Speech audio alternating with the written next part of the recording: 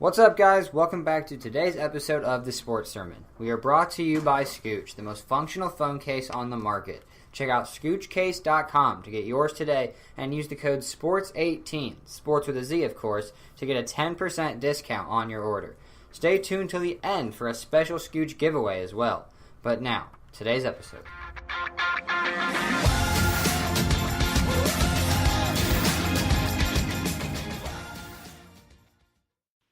So we are here today to talk about the New Orleans Pelicans.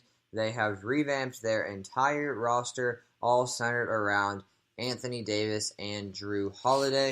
I'm Jason Gandhi. I am joined by Dylan Staggy and Dan Majors. Before we get into the Pelicans, I want to tell you where you can find the show. You can find it on YouTube, iTunes, and Spotify. Go check out all of those and subscribe. Leave us a comment. We really do appreciate those, and we read every single one. So make sure you guys go do that. But let's get into the New Orleans Pelicans. Let's just start off right now with, is Anthony Davis the favorite to win the MVP next year? I think LeBron should be slightly ahead right now, but as every year, I think voter fatigue could keep him out of the running again.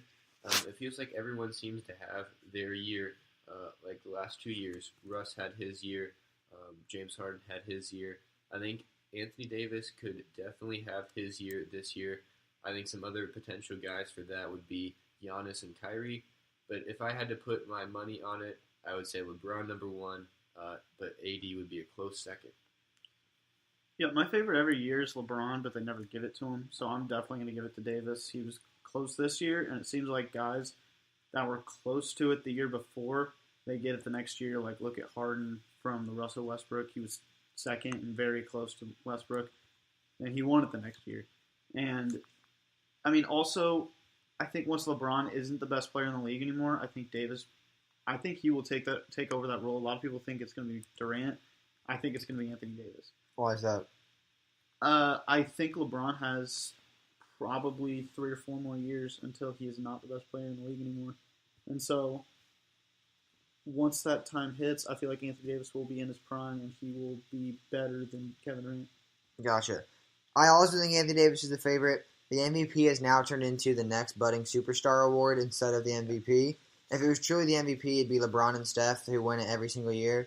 But AD and Giannis are my two favorites to win the title. I mean, you look at it, it's basically anointing who they think is going to be the next superstar. It was Steph Curry, then it was Russell Westbrook, then it was James Harden, then it was then I think it could be Anthony Davis, and then Giannis, and then whoever else is budding at that time. It just, part of it's frustrating for me because a guy like LeBron and a guy like Steph, who are by far the most valuable players to their teams, should win it every single year, where I think it's kind of a disrespect to them, but also I understand it because, let's be honest, none of us are going to go watch the awards show if we know LeBron James is winning it every single year. You don't watch it? I don't watch it anyway, so I guess I'm not the guy they're trying to get to watch it. But in general, I just don't think, I think I get it from the NBA. Well, the league office has no say in who wins it. The league office can't control who wins it. It's media members, it's all that kind of stuff. So I think that they understand that no one's going to want to watch it if it's LeBron every single year. Yeah. Dylan, just a question for you, like, what makes this different? Like, why do you think LeBron will win it? Why would you put your money on LeBron this year compared to other years? Because he's playing in the best city in the world. I mean, that is part of it. I think he's in a much bigger market.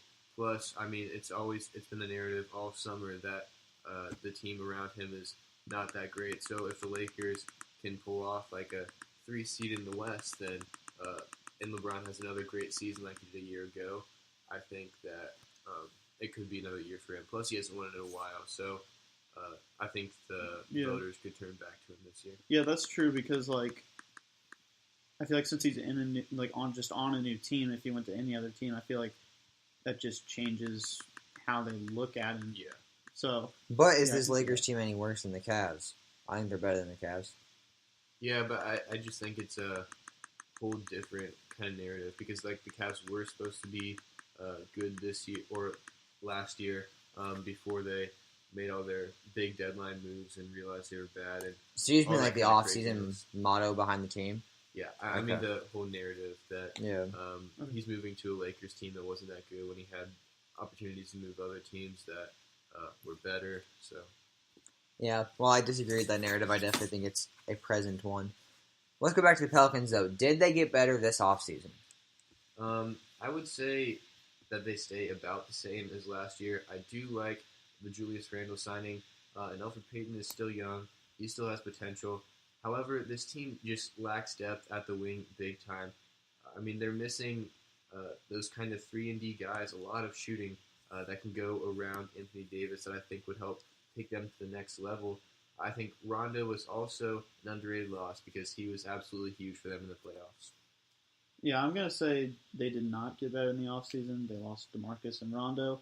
They got Randall. I think he will be very solid. And that was on a pretty affordable contract, so that's a plus. But the talent level as a whole, I think it stayed about the same. So you guys are sleeping on these moves. You insert Elfrid Payton, Julius Randle, take out Rondo, and Boogie's irrelevant because he was hurt, and that doesn't matter.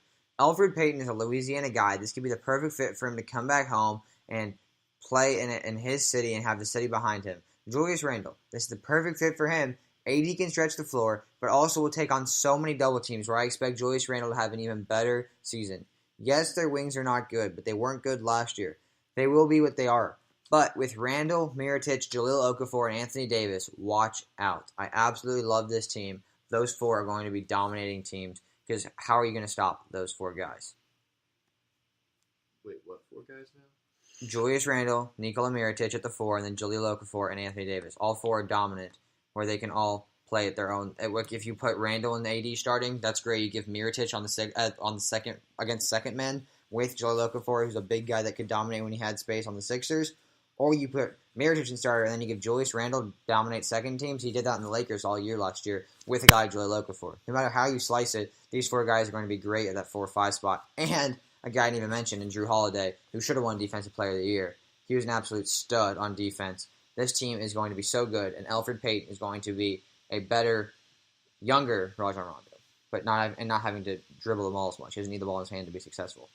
Yeah, I mean, I would not put Jahlil Okafor and definitely not Jahlil Okafor, and probably not Mirotic or Randle in the absolute domination category, but alongside Anthony Davis, and when they get to dominate second teams, we saw Julius Randle dominate second teams all last year when he wasn't starting, and when the Lakers put him on the bench, he killed second teams. They had no choice but to start him. I mean, does that make the Pelicans better than they were last year? Yes.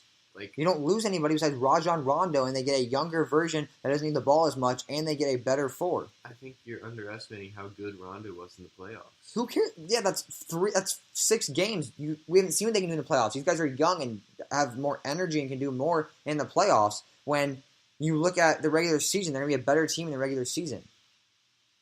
Rajon Rondo sucked in the regular season. He was not good. I mean, I don't think the Pelicans are insanely concerned about the regular season. They gotta advance more in the playoffs. They gotta get there first. You can't get there. They barely made it. They were a game away from not making the playoffs. I mean, so was most of the teams in the Western Conference. Yeah, but they have to get to the playoffs. That's my point. This team is much better because you look at it and they got deeper. And how do you beat the Warriors? Depth. We've seen that be the way that you beat teams. The Pelicans are building a team to be able to beat the Warriors with a lockdown defender and big guys that they cannot be able to. They will not be able to defend. But they still lack that big time at the wings, and that's but that's not something that changed from last year. They didn't lose anybody with the wings. That's my point. It's the wings don't matter either because we're comparing 2017 and 2018, where they didn't lose anybody at the wings. They're still going to be that's what I said. They are what they are. They're bad. H1 Moore's fine, but besides that, they suck. Solomon Hill's getting way too much money. I don't even know who the other wings are. All right. Yeah, I think I love this Pelicans team. What are your guys' expectations for the Pelicans? I think a mid-seed in the West, sort of like a year ago, when they finished 6th seed. I think they also should be expected to win a playoff series because, again, that's what they did a year ago. I don't see them advancing to the conference finals, though. Yeah, with an MVP favorite, I think 50 wins is not too much to ask for.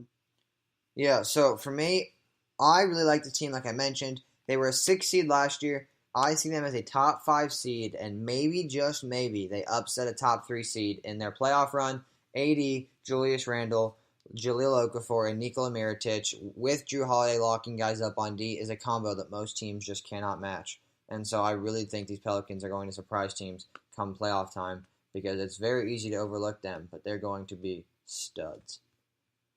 Any last thoughts on the Pelicans? Nope. Dan? Nope.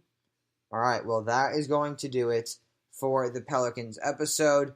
Make sure you guys comment below what you think about the Pelicans. Obviously, we disagree here at the Sports Sermon, so I want to hear your guys' thoughts. We look at every single comment. We try to respond to every single one, so we really do appreciate you guys leaving comments on YouTube.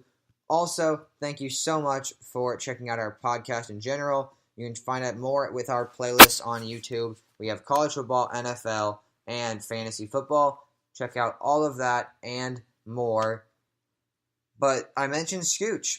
I said that if you use the code, it'll be 10%. I'm going to change that to 15% for you guys. Sports18, sports with a Z. Also, comment below, and you will be able to win a free Scooch case. You'll be entered. We'll pick one every single month, so make sure you guys do that. Also, thank you so much for listening, and we will see you guys later.